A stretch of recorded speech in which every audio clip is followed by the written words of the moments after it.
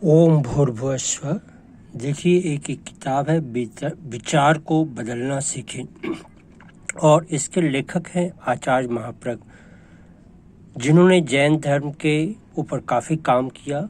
और इनकी ये कृति मुझे बहुत अच्छी लगी।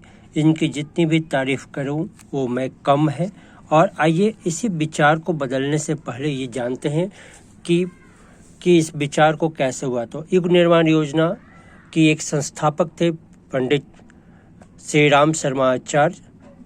तो उन्होंने भी विचार क्रांति अभियान चलाया। तो विचार क्रांति अभियान उनकी योजनाओं को भी है। आखिर ये विचार क्या है? विचार समझने का चीज़ है कि विचार कहते किसे। तो मनुष्य एक मनस्वी प्राणी है। तो मनस्वी प्राणी है तो साथ ही साथ विचार भी करेगा। तो विचार सूचक है आंतरिक व्यक्तित्व का, आंतरिक व्यक्तित्व का और बाहरी प्रभाव का। आप देखिए कि आपके अंदर विचार उभरते हैं तो आप कभी बोलते हैं कि मेरा मूड अच्छा नहीं है, कभी बोलते हैं कि मेरे को अच्छा नहीं लग रहा है। कभी कभी आप देखते हैं किसी व्यक्ति के प्रभाव में आते हैं तो उसका भी आपका विचार हो जाता है। यानी विचार आपके जो है आंतरिक व्यक्तित्व का और बाहरी प्रभाव का सूचक है। साथ ही साथ विचार एक दूत भी है। विचार का कार्य है भीतर के संदेश को बाहर के पहुंचा देना। जैसा विचार वैसा आंतरिक व्यक्तित्व हम कह सकते हैं। बार बार इसको जोड़ रहे हैं, जैसा विचार वैसा आंतरिक व्यक्तित्व।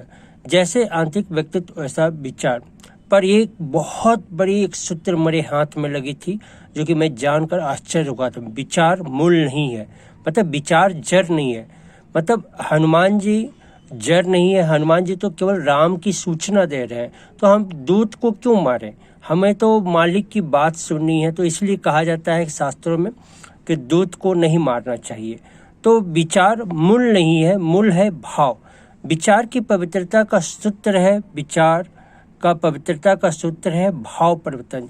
जैसे जैसे भाव विशुद्ध घटित होगी, भाव पवित्र होते जाएंगे, आप देखेंगे कि आपके विचारों को बदलना सीख लिया। और जहाँ पर भी चरित्र चिंतन और व्यवहार की बात आती है, आचार विचार और व्यवहार की विशुद्धि की बात आती है। मैंने योग की एक परिभाषा दी थी, चेतना का परिष्कार। तो चेतना का अगर उद्धरोहण करना है, चेतना को उठाना है, काम से राम बनाना है, तो आपको विचार को बदलने की, समझने की कोशिश के ज़्यादा इस पर जीने का भी प्रयास करना होगा। बहुत लोग समझते हैं पर जीने का प्रयास नहीं करते। आइए जानते हैं पतंजलि ऋषि, जिनकी समाधिपात को अगर देखा जाए तो विचार के ऊपर ही है। तो समाधिपात इनका बहुत महत्वपूर्ण है। समाधिपात के 33वें सूत्र में चलते हैं।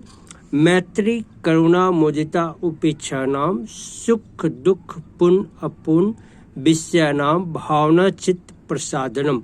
बोलते हैं कि संसार में कैसे व्यवहार करें। संसार के व्यवहार को पतंजलि ऋषि ने इतने सुंदर से लिखा कि मैं आश्चर्यचकित हूँ कि सुख दुख पुण्य और पाप। पाप जो है विषय से भी हो सकता है, व्यक्ति से भी हो सकता है, भाव से भी हो सकता है, के प्रति क्रमशः, मतलब सुखी के प्रति मित्रता, दुखी के प्रति करुणा, पुण्य के प्रति प्रसन्नता और पाप के प्रति उपेक्षा का भाव विकसित करने से चित्त जो है पवित्र और सदाशय का व्यवहार करता है। तो यहाँ पर देखें कि भाव क्या है। भाव को आप एक बच्चे में आप लोगों ने क्लास में पढ़ा होगा, एब्स्ट्रैक्ट नाउन, भाववाचक संज्ञा। तो भाववाचक संज्ञा, भाव अध्यात्म का मूल है। अगर किसी को भी आध्यात्मिक उन्नति करनी है तो आप इस सूत्र को जरूर जानें। तो यहाँ पर एक सूत्र है, पतंजलि ऋषि कितने महान थे, कितने गंभीर योगी थे, कितनी बड़ी उनकी सोच थी कि हमारा इंद्रियों का जो शरीर जो है इंद्रियों के जाल में फंस गया है, और साधक कहीं उसके प्रति भटक कर अपनी आध्यात्मिक विकास को नहीं करे। आँख से कुछ देखते हैं, कान से कुछ सुनते हैं, त्वचा से महसूस करते हैं, जीभ के स्वाद में बंधन में न बंध जाए। तो ये सारी जो ज्ञानेंद्रियां हैं, नाक नासिका के स्वाद में आते थे, शरीर उधर नहीं बन जाए, तो मन जो है आपका शरीर का गुलाम नहीं घटे, इंद्रियों का गुलामी नहीं घटे। मन जो है कैसे शरीर को अपनी दिशा में आकर्षित करे। तो यहाँ आपकी भावना को विकसित करने के लिए उन्होंने ये दिया है कि आप इंद्रियों के प्रभाव में आके अपने को दुखी नहीं करें। तो उन्होंने सूत्र दिया है कि अगर आपको आध्यात्मिक उन्नति करनी है तो ये बात याद रखेंगे। मैत्री किसके साथ करनी है? जो खुश हो। दुखी के साथ कैसी करनी है? करुणा करनी है, और जो पुण्यशाली हैं उनके साथ प्रसन्नता करनी है, और पापी के साथ उपेक्षा की भावना रखती है। इतनी बड़ी भावना, और ये किताब बहुत साल पहले 2000-5000 साल पहले जो कि पहले की है, उसके उस समय उन्होंने ऐसा बात कहा। ये इसलिए उन्होंने कहा कि मानसिक, सामाजिक तथा व्यक्तिगत सभी प्रकार के स्वास्थ्य को उन्होंने ध्यान में रखते हुए इस सूत्र की रचना की। तो हम महर्षि पतंजलि के ऋणी हैं, और हम लोग अभी केवल महर्षि पतंजलि को ऋषि के रूप में देखेंगे, और महर्षि पतंजलि के भाव के विशुद्धि के सूत्र में, संसार के व्यवहार में इतना सुंदर सूत्र, और विचारों को बदलने के जो अंतिम, जो मूल, जो तत्व है, जो जड़ है, भाव को बदलना सीखे।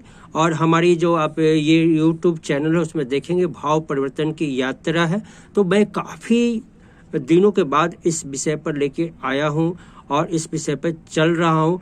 तो उम्मीद है कि आप मेरे विचारों को समझेंगे।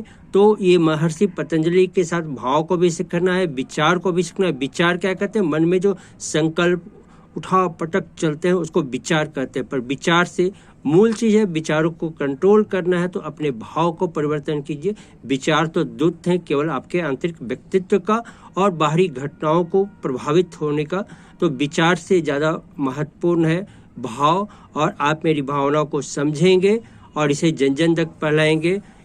तो मेरे वीडियो को आप लाइक करें, साथ ही साथ इस चैनल को सब्सक्राइब करें, ताकि ये सरलता से ये अभियान जो चल रहा है, इस अभियान को हम लोग जारी रख सकें।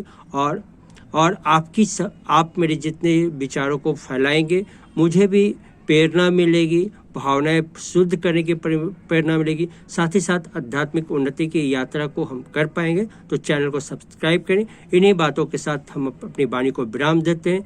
धन्यवाद।